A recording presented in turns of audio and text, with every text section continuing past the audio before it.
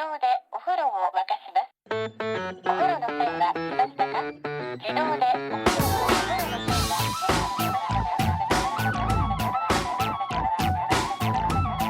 Hello and welcome to another episode of No Such Thing as a Fish, a weekly podcast coming to you from the QI offices in Covent Garden. My name is Dan Schreiber. I am sitting here with Andrew Hunter-Murray, James Harkin, and Anna Chazinski. And once again, we have gathered round the microphones with our 4 favorite facts from the last 7 days. And in no particular order, here we go. Starting with you, Chazinski. My fact this week is that in Amsterdam, the roads are paved with used toilet paper. Not as catchy as gold. Yeah, Dick Whittington is very different there. And this is a really cool thing, actually. So the road constructor in the Netherlands called KWS has realised that to make a kind of improved version of tarmac, it can use the cellulose that it gets from recycled toilet paper. So the toilet paper goes into the sewage system, you flush it into the sewage system, and then they basically put it through kind of a sieve, which gets the poo out. Oh, that's important. Isn't it? It's a really important stage of this whole process. It is. You don't want to be driving on poo. No. But or walking. Or walking. On it. No. Or crawling on it after a night out in Amsterdam. No, none of those things. So there's no poo in it. It's just paper, and it thickens it apparently. And it makes it better at absorbing water. So it improves its like water wicking away from the surface of the road. So it makes the roads less slippery, and apparently it reduces noise as well. So it's very quiet if you're walking on loo roll. Great. That makes sense. So what's it mixed with? It's not just the toilet paper that's just laid down. No, it's with asphalt. It's the usual. Okay, so it's all right. Usual ingredients. I found a fact about what else you can make a road out of. You can make a road out of rubber, which is cool. Yeah. So it's like the whole road is made of tyres. Wow. Does that, if you were walking on that, do you think it'd be easier to walk because you could kind of bounce around? I think so, yeah. They have used tyres, by the way, not just rubber, but actual ground-up tyres. Sorry, this is what I mean. Yellowstone. Exactly that. Oh, I didn't know it was in Yellowstone. Oh yeah, in Yellowstone they partnered up with Michelin, I believe it was, and they've been grinding up the tyres. But then the laying tyres roads. on the cars are basically riding over their dead comrades. Exactly. It's a bit depressing, isn't it? Very dark. Is it the case then that we can just put anything in the roads? Should we just be putting everything we don't need in the roads? So far we've got plastic, rubber, toilet paper, Nuclear waste. waste. What are we doing? Why is there even rubbish? Every time you chuck a packet out of the car, just say, I'm not littering, I'm tarmacking. Use cigarette butts? Oh, well, do you know, this is a weird thing. Lots of roads in London used to be paved with wood. Good, and that was good, partly because it was quieter under horses' hooves, and also it was less slippery, but it did have downsides because it would soak up horse urine, and then if a heavy wagon passed over, it would just squirt horse urine up into That is a downside, isn't it? A place that has some quite exciting roads is Vermont. So Vermont is covered in invisible roads. Sorry? Covered in non-existent roads, and it was causing a major problem. So basically Vermont is the only state where if a road has ever been built or even planned, or someone suggested that we might put a road here, it goes down legally as a recognized road and it can never be undone. So mostly a road is discontinued legally after a few years if it's not being used.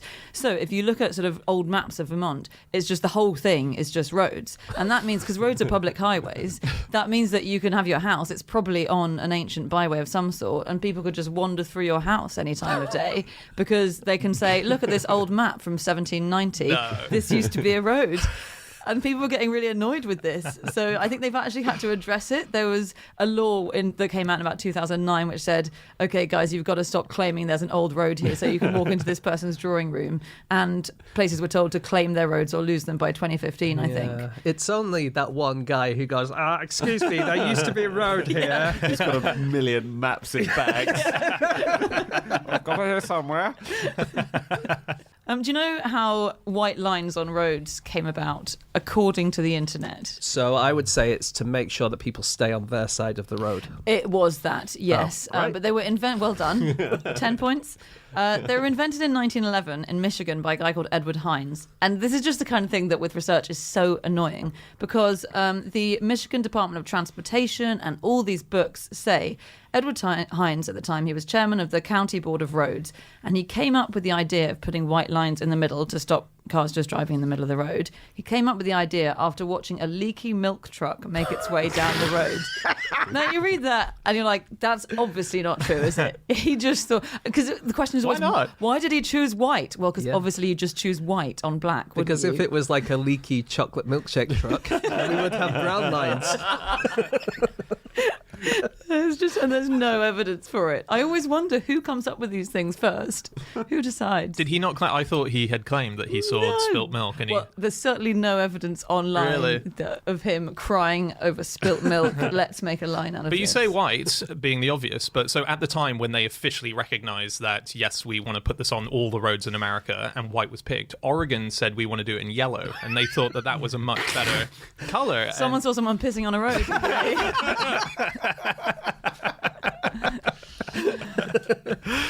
Yeah, but they eventually did change it to yellow strips in America for the centre parting Yeah. of a road. Oh, is it yellow in America? Yeah. Ah. But Oregon was right. You get yellow lines here and then red lines, which are the really serious ones. So there are The really What are the serious- serious ones? I don't drive, so I don't. I red don't lines know. on a road mean really don't park here. Yeah, it Yellows means- mean you're probably fine. Right. Okay. It's a road, which means like you're not. It's roads going in and out of big cities where you really do not want anyone ever parking there. Technically, on a yellow lines, you can park there for like 10 minutes if you're Okay. loading or unloading. Is that so? Yeah. Someone good. swatted up for their theory test, didn't they? 15 years ago. I can see you failing. Go well. Technically, though, we got Technically, I am allowed to drive through this man's front room. Oh man, who wants to take the QIL on his next driving exam? Jesus. Something I've always found really amazing about road surfaces is a fact about bitumen, which I remember finding this out in the End series when I was researching the Nabateans, who were this amazing Middle Eastern civilization. But basically, the reason they were the richest civilization from about 500 BC to 200 BC in Arabia, and they got rich by selling tarmac. And the way they got tarmac was they were near the Dead Sea, and this weird thing happened when there was an earth tremor of some sort. Huge amounts of bitumen would just suddenly bubble up to the surface of the Dead Sea. So these massive islands of bitumen just appeared, and they would sit there like the size of houses, and then the Nabateans would just row or swim out to them, climb onto them, and hack the bitumen off, and then go and sell it, and they sold it to the Egyptians who used it in embalming, and they became super rich. And I just find that whole thing, like islands of tarmac, That's suddenly amazing. floated up. And I think the word mummy comes from bitumen because of that Oh, thing. Does it? I think so. isn't it comes from a word for bitumen? Yeah, yeah. I wonder why it stopped. Presumably, it stopped. I think it ran out. Wow. I think they got all of it. They scavenged all the bitumen. Speaking of things that came out of the ground unexpectedly, Such strong links. a man in the Dutch city of Amsterdam has recently been injured after a pop-up public toilet that was sunk into the ground emerged unexpectedly. The man was hit by a moped which was thrown up in the air. Wow. So there's like a toilet that just comes out at night for revelers and stuff like that, and they keep it underground normally, but it just for some reason it just popped up, and there was a moped on top of it, and it flew in the air and it hit this guy. Wow. So cool. How fast do they pop up? It implies they spring out of the ground like a jack in a box. Amazing. That's terrifying. I've got a fact about toilet paper, actually, while we're on toilets. This is another thing you can make toilet paper out of. You can make it out of milk. What? Yeah. There's a company, I think it's a German and an Italian company. They teamed up. One made fabrics and one was a design company or something. Anyway, they made this thing which is called Carezza di Latte, which is milk caress. And it uses a protein which they extract from soured milk. So it's all waste milk. It's if the cow has been ill and you can't sell the milk to customers. That's not how you get sour milk. You get sour milk by having normal milk and it going off. It's not like, oh, this milk is off. It must have been a sick cow. Sorry. They take the normal milk from sick cows and then it sours. All right, okay. Sorry, they're separate things. But it's waste milk, so the farmers can sell it for a very small amount, not for the drinking milk price. But then you can turn it into toilet paper, which I guess you can also eat. So you can, if you're hungry on the loo, you can just eat a bit of this milk But toilet it's from paper. a sick cow. I don't want to eat milk loo roll from a sick cow. But wait, is milk bad if it's from a sick cow? Yeah, that was another thing I was thinking. Like, I'd never thought of that. Yeah. It depends how sick, I guess. It depends depends what bacteria. If it are has in the milk. mastitis, for instance, Yes. so the then that milk might be is- bad. Yeah. Yeah, but if it's communicable to humans, then it's a problem, isn't it? It's weird, Amsterdam. So that toilet, I've never seen the one James, you were talking about earlier that comes through the ground. Well, that's the problem. You don't see it. You don't see it to the last minute. Yeah, and they're good. They're good for women. They make them so the ones in London that you see are purely urinals for men, but these ones can be used by women. And they seem to have innovations for toilets that are sort of groundbreaking. There's an amazing one. Do you guys remember Literally. Yeah, in that case, yeah. The remember the little fly that got used on a urinal for men? Yeah. So the idea is that a urinal would have a little drawing of a fly in the center of it, and that would encourage men to try and aim to hit the fly. I saw that, but unfortunately there was also a fly in the room flying around. So I kind of chased him around with a jet of urine. It was not pretty at all. Not welcome back to that restaurant. But yeah, so that was debuted in the 90s in Amsterdam's airport. Yeah, in Schiphol, wasn't it? Yeah, in Schiphol, yeah. And that's now used globally to help reduce spillage that happens in a lot of bathrooms. That's good. Yeah. The Netherlands making waves in toilets, basically. I think we've learned from this. Another bit of Netherlands toilet technology. Oh, yeah. Rotterdam has a revolving toilet. Oh, that sounds extremely disconcerting. Can you think of what that might be? Is it a Public toilet, yeah. It's not a revolving restaurant. No. Okay. Is it because they couldn't afford a door, so it's a way of turning your back on people while you wee, so they can't see you? Really good idea. They'd still be able to see the back of your head. Oh, does it have a big sail on top, and whichever wind direction is prevailing, the toilet faces that way? For what reason? So that the wee doesn't blow back in your face. Exactly that reason. No, not that. It's because it's got two toilets in it, and so you use one of them, and then you walk out, and there's a detection that can tell there's no person in it, and then it flips around the two toilets, and it can clean the other one, while the other toilet, so the previously clean one, is now in that place. Do you know what I mean? Yes, yeah. Does that make sense? So is that while I'm inside one toilet, is someone else going to be cleaning that other toilet, and I have to wait for them to finish that? I think it's kind of robotic cleaning. Right, okay. So yeah, so you're there and you use the toilet and then you leave and then it flips around, so there's now a clean toilet there and the old one is being cleaned by a robot or something. That's great. It's not a human. Imagine it turning around and you just hearing a voice go, "Oh, Jesus Christ. Oh, man."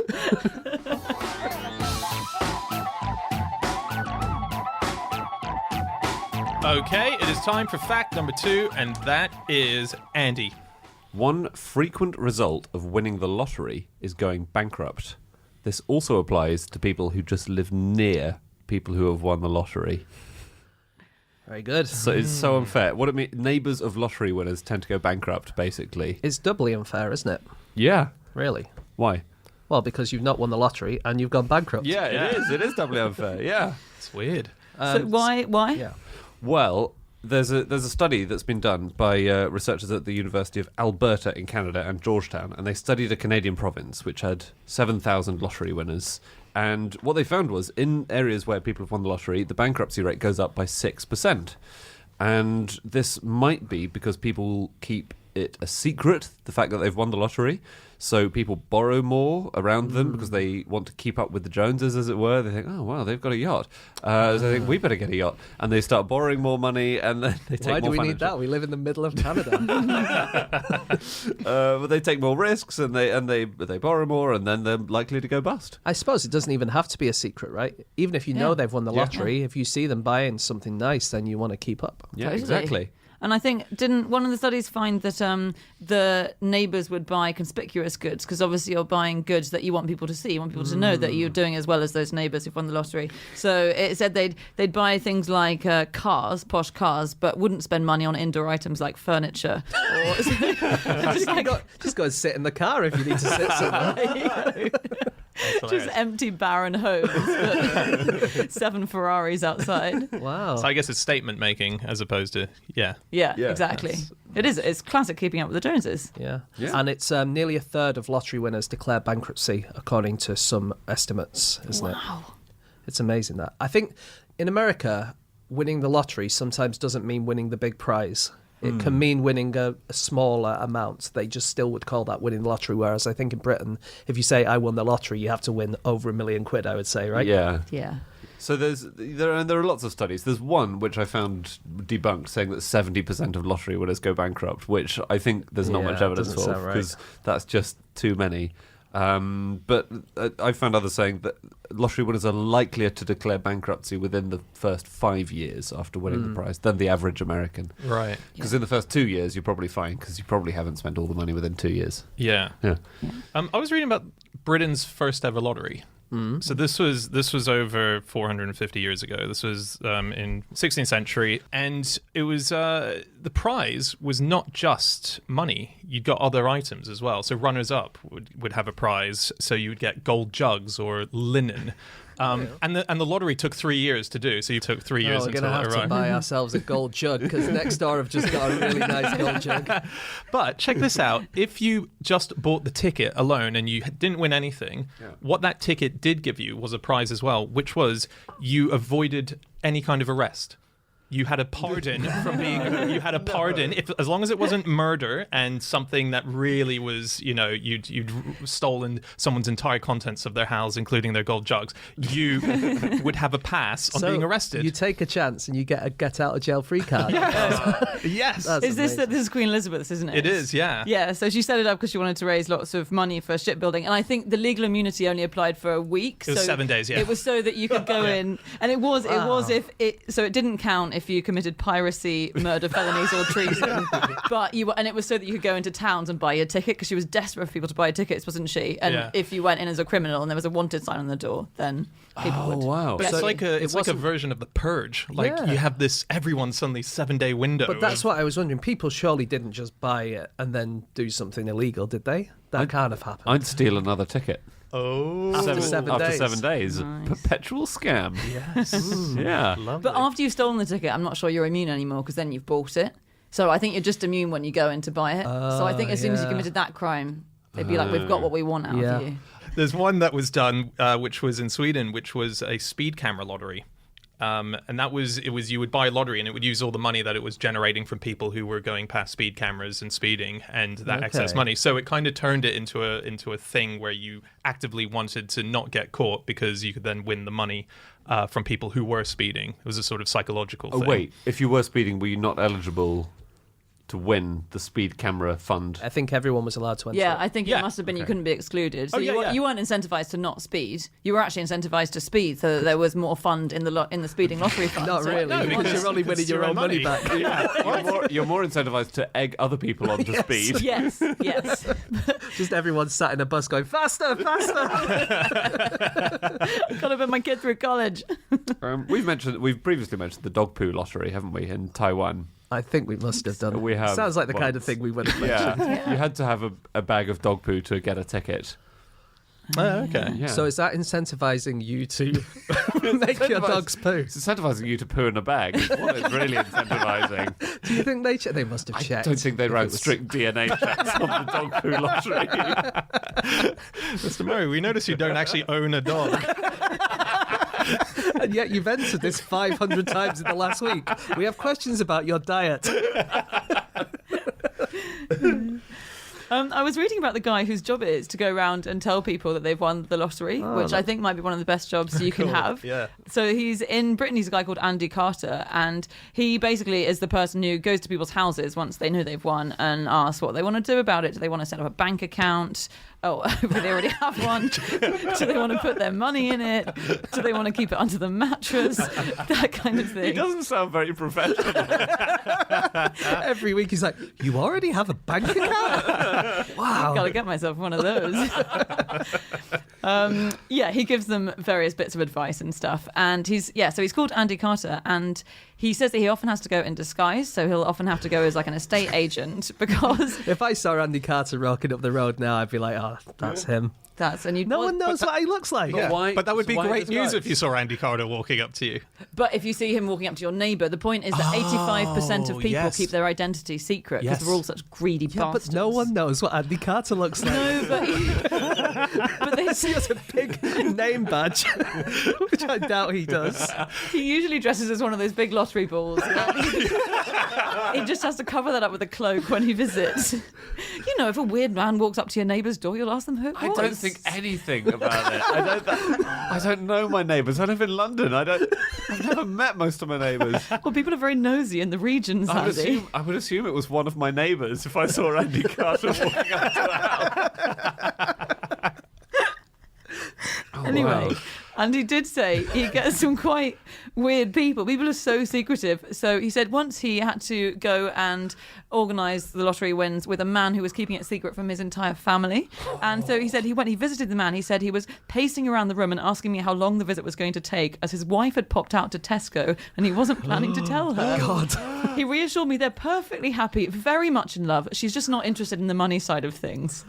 Wow. That's pretty dodgy, isn't it? That is, those two are not together anymore. No. He does always bring his balls with him. He says it's one of the first things people want to see. Yeah.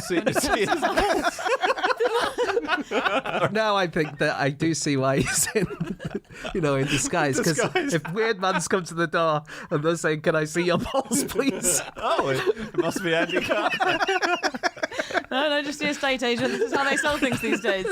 Well, that's a good reason to want to win the lottery, because I'd insist on meeting Andy Carter somewhere Yeah. really weird, and I'd ask him to come dressed as a particular thing as well. To bring his balls. Yeah. They're not his balls Sorry, anyway. they're not his. They're the lottery's balls. People always want to see a few example balls. For what proof? Prove you're Andy Carter. Show me your balls. Oh, man. Anyway, Robert Mugabe won the Zimbabwean national lottery in 2000. Just a fact. what were the chances? Did you know that in 2014, 80% of donations to the Scottish Pro-Independence campaign came from one Euro Millions lottery winner? No. Yeah. Unbelievable. Well, there was this couple called Colin and Chris Weir, and they got 161 million in 2011, and they provided 79% of the donations to that campaign. That was money well spent, wasn't it? Wasn't it just? 10% of people who win more than £1 million buy a caravan. Do they? Yeah, 10%. That's quite a high proportion. That is, yeah. It's so weird. I wouldn't have thought the cost of a caravan was super prohibitive. I wouldn't have thought you needed £1 million to buy one. To buy the top end. But let's say you win £1 million. You could probably give up your job. Yes. You could, you could give up your job, right? Yeah. But probably you'd want to go on a lot of holidays. But you couldn't go on lots of massive, really round-the-world, gold-plated aeroplane holidays for £1 million, could you? You're right. So you have to have something where you can go on nice holidays, Yeah. but you don't have to pay a lot of money for You it. could live in a caravan until you died if you had £1 million. It's the dream. Living the dream. Well, on giving up jobs, I read a really interesting stat, which is that 86% of American lottery winners, and this is people who've won the jackpot, so they've won millions, 86% of Americans stick with their jobs, whereas in the equivalent in Britain, 41% do. Are we much lazier? Would you, Anna? I'd be out of here like a shot. God, if I find a £5 note on the street, I'm quitting.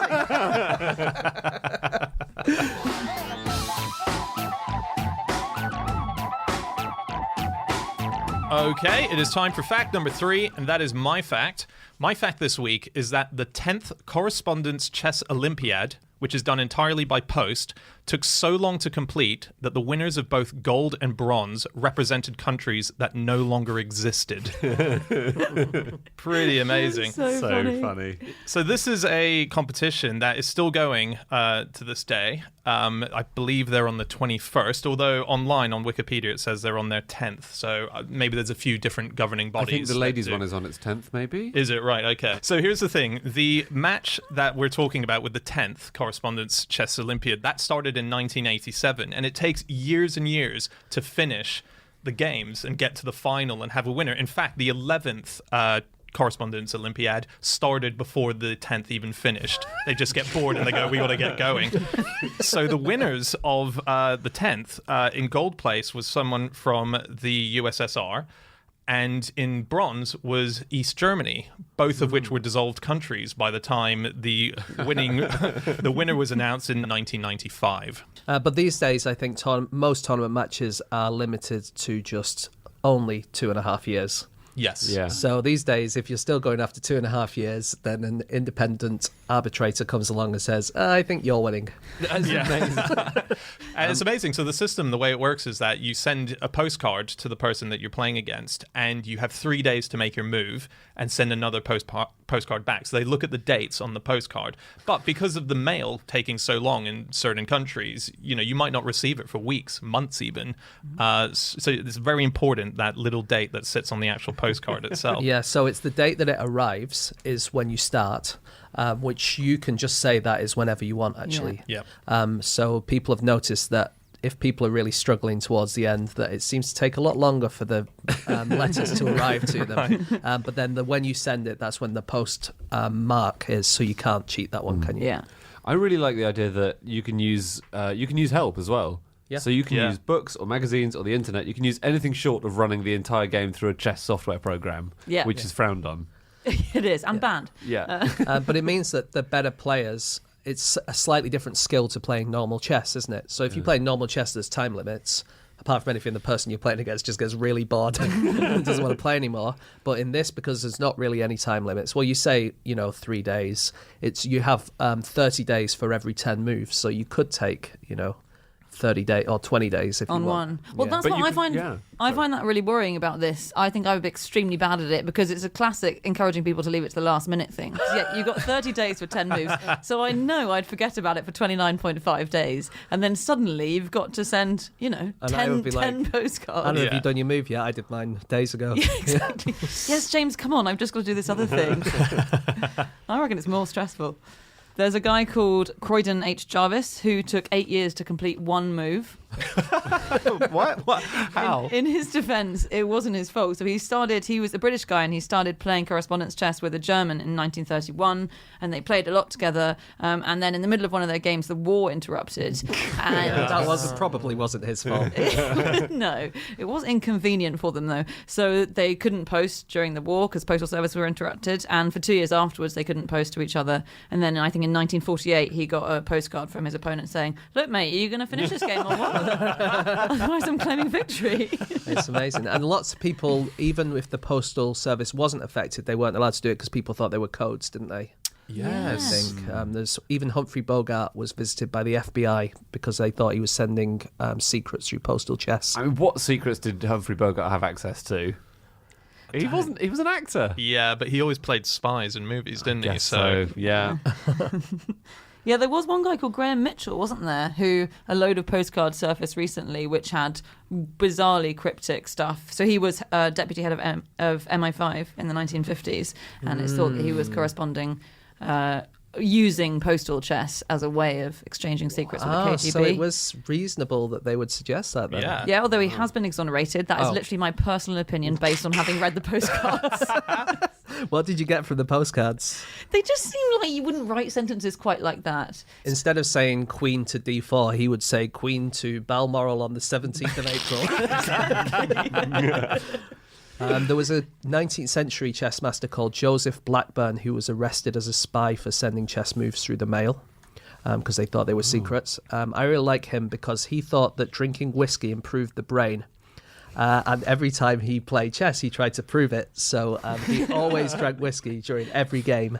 And according to the official records, he played more than 100,000 games of chess in his career. Wow. I've been looking at the chess records. So it's full of absolute great stuff, this Wikipedia page. It's really funny. But there was one which I really like, which is, people play simultaneous chess. They play lots of Yes. games at the same time.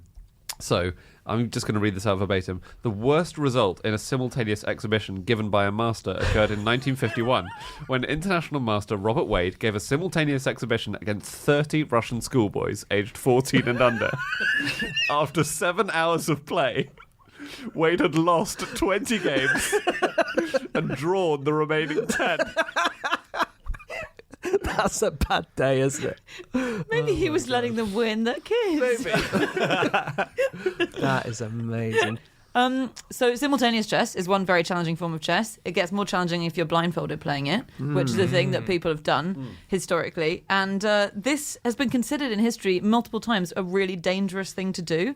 So blindfold chess has been, and you don't have to be blindfolded, you just have to be not able to see the board when you're making your moves. So it's about being able to memorize exactly the position of the board. Yeah, because you'd knock over the pieces, wouldn't you? So yeah, this is a thing, and it was quite popular in the 19th century. There are prominent blindfold chess players. There are a couple called Morphy and Steinitz, both of whom played, and they kept having these mental breakdowns. And so it spread that it would give you brain fever. And there's a lot of reports say the USSR banned displays in it in 1930 because it was so bad for your mental health, because it was too challenging. Kasparov's coach spoke out against it and said, this is bad for you. And so Kasparov never played it, and it's thought that might be why. So it's actually a really dangerous Because you game. have to hold the whole board in your head, don't you? You're not allowed to look at the board. No. But what if because obviously you might mishear, a 3 for a 4 and be playing a completely separate game to the game that your opponent I thinks don't they're think you're playing. going to mishear a 3 for a 4, are you? Well, I don't know. A D for an E. E4 and D4. Yeah, exactly. Yeah, you're right. Is that so? Do they tell you if you've gone off board I and you're don't just know. playing? E52 to Z91. Yes, I don't know. You must lose immediately, right? Otherwise, it can't be like, can I put that pawn on D4? And they go, no, you can't. That's an illegal move. And you're like, okay, what about the bishop to E5? No, sorry. You lost the bishop 10 turns ago. What are you doing? And you also sunk my battleship.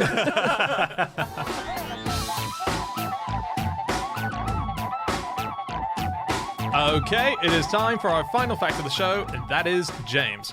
Okay, my fact this week is that when they're about to be born, baby sharks sometimes pop their heads out of their mother's cervix before taking a look around, deciding against it, and retreating back into the womb. What do they not like the look of? Who knows? Just the world. Wow. You can't say we haven't all thought at some stage in our lives, wouldn't it be better to just revert back into the womb? That's horrifying. It's amazing. Yeah. It's so good. So How many times can they do this? Will there be sort of a 10-year-old shark still in its mother's womb with her going, you've got to come out sometime? Well, we don't really know because people don't really know much about sharks, especially before they're born. But this is quite a recent study by Kiyomi Marukama and Takatoru Tomita, who developed an underwater ultrasound machine and have been able to look at what's happening inside the body of a tawny nurse shark as she has some embryos. And they found this out. There's a few other things. They found out that the sharks have 2 uteruses, and the sharks like to swim between the uteri and eat unfertilized eggs. Yeah. Their unfertilized brothers and sisters. That's a thing that happens. That's so cool. They're practicing doing their length before they come out of the womb, which is super cool. And it sounds quite arduous because there's quite a thin tube, isn't there, connecting them, a U-bend connecting the 2 uteri, and they squirm their way through it. Swimming between 2 different bits of the womb just to eat your Yeah. Eat some eggs. would-be siblings. And they kind of, there's always more than one shark. I think they give birth usually to 3 or 4. And so sometimes all of the sharks will be in one of the uteruses eating all of the eggs, and then they'll all migrate to the other uterus and then eat all the eggs there. And do they eat each other, or is that a different species It's of a shark? different species. Right. These guys might do as well for all I know, but that's sand sharks, is it? Yeah, sand right. tiger sharks. Sand tiger sharks, yeah. I guess that's the thing, though. Like, you might be looking out the cervix, just thinking, "Is this another room inside Mum?" And going and just because you've already found one room. How do you know? Yeah, massive. Exactly. Sharks and eggs are really quite clever.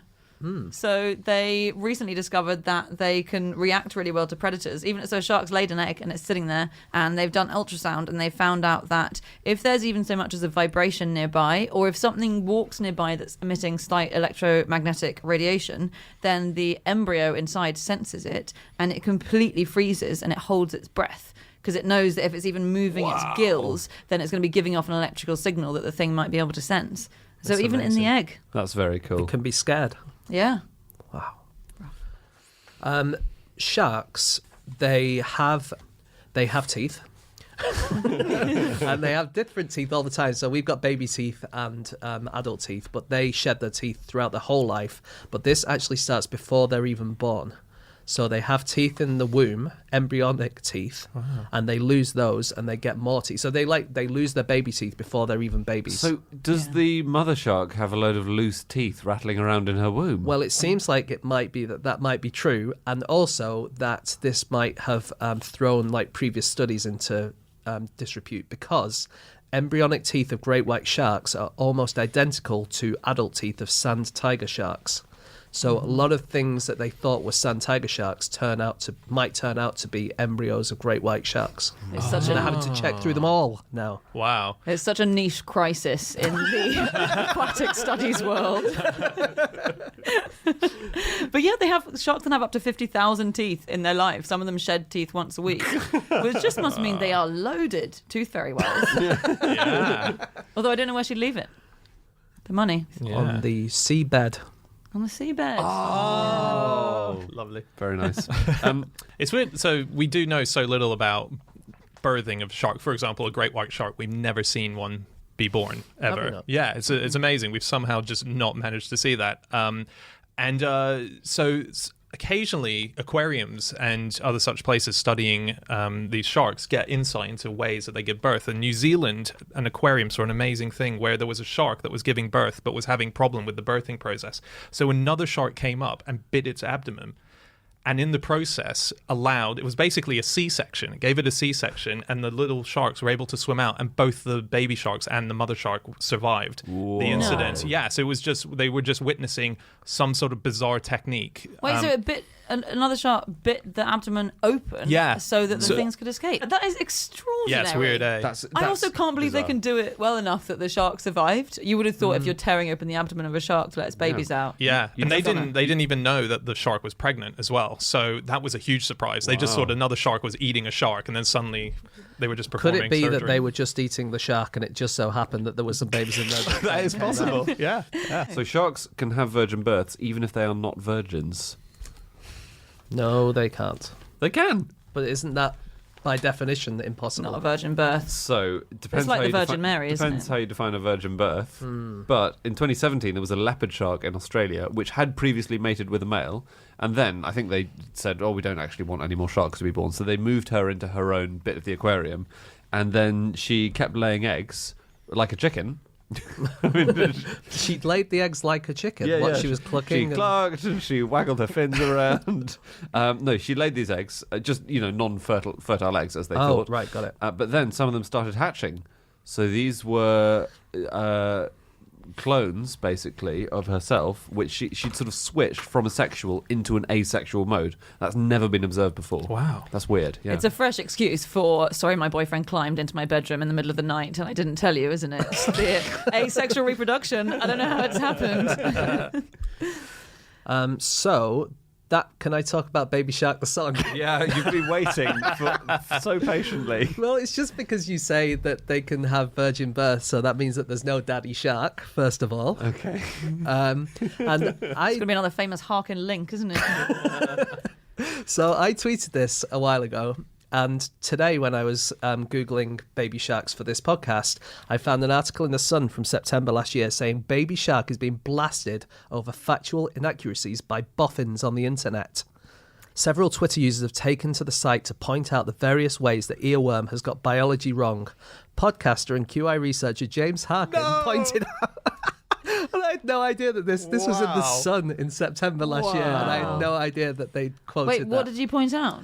I pointed out two things. One, that sometimes there's no daddy shark because they... Does it mention daddy sharks Yes, in it the does. song? Right. It also mentions grandma shark, and since great white sharks don't reach sexual maturity till their mid-30s and their maximum lifespan is around 70, you hardly ever get grandma sharks in nature. Really good point. And The Sun picked it up. James, you amazing. absolute boffin. I love it when you blast inaccuracies. Aw, you've made it to the Sun. I know. What an Great honour. achievement, An yeah. official Sun Boffin. Oh man, that's huge. I just got one last thing just to quickly mention. In 2018, there was a story which I'm annoyed that I missed for the book, but it was a shark someone attempted to steal a shark from a San Antonio aquarium in Texas. And they did so by simply just taking it out of the water and dressing it as a baby in a buggy. They did not dress it as a baby. Well, they put it in the buggy. They just put it in a buggy. And they pretended that it was role play. That's dressing it as a baby. Yeah. A buggy does not count as baby clothes. They dressed it as a naked baby. They had it wrapped in a blanket. You'd wrap a baby in a blanket. lovely. They put it in a bucket. You'd put a baby in a bucket. And then they put the bucket in the buggy. How is fatherhood going down? Anyway, they were challenged on the way out, so I don't think that's a baby in your... Yeah, buggy looks fine, bucket looks fine. Hang on a second. Okay, that's it. That's all of our facts. Thank you so much for listening. If you'd like to get in contact with any of us about the things that we have said over the course of this podcast, we can be found on our Twitter accounts. I'm on @Schreiberland, James, James Harkin. Andy, Andrew Hunter M. and Chazinski. You can email podcast@qi.com. Yep, or you can go to our group account @NoSuchThing. We have a Facebook page as well, No Such Thing as a Fish, or go to our website, nosuchthingasafish.com. We have everything up there from previous episodes all the way to links to our upcoming tour of the UK. Please come along, it's going to be amazing. We'll see you again next week with another episode. Goodbye.